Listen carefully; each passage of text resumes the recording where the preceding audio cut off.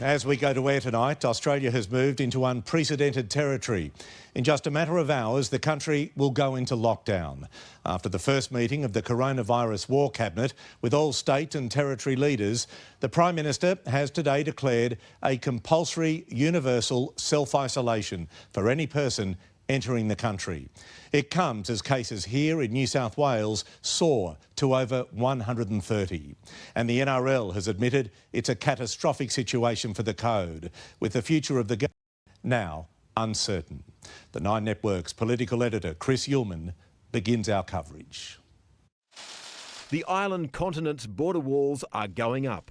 All people coming to Australia will be required,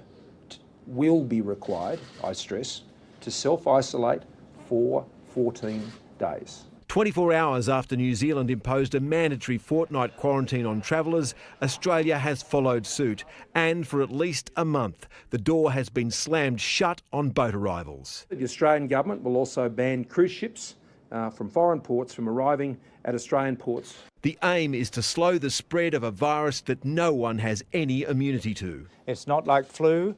It's not like any other viruses and diseases where we have vaccination. Some predictions have as many as 60% of Australians catching the virus, or 15 million people. On global numbers, 5% will need to go into intensive care, or 750,000 of us. Across Australia, there are just 2,000 intensive care beds. No herd immunity. Everyone is susceptible to this virus in Australia. Slowing the progress of the disease is vital to ensuring the health system isn't overwhelmed. So slowing the spread, you free up the bed. Right now, the medical advice is not to shut schools because so far the risks outweigh the benefits, including massive workplace disruption. And put at great risk the availability of critical workers such as nurses and doctors. These restrictions will hammer the Australian economy, but they're vital to get in front of the spread of the virus. The risk is relatively low at the moment because we've only got 250 cases. But more restrictions and some school closures are inevitable because the disease is now spreading through the community. Everything is up for consideration. It's becoming increasingly likely that at some point schools will be closed. There is no need for panic because almost all children and most people will suffer few ill effects from the virus. For the majority, around 8 in 10 is our advice. It will be a mild illness and it will pass. But grave fears are held for those who already have a chronic condition, the aged and Indigenous communities. So restrictions might be placed on remote areas and visiting aged care homes. Our aim in all of this is to protect the most vulnerable.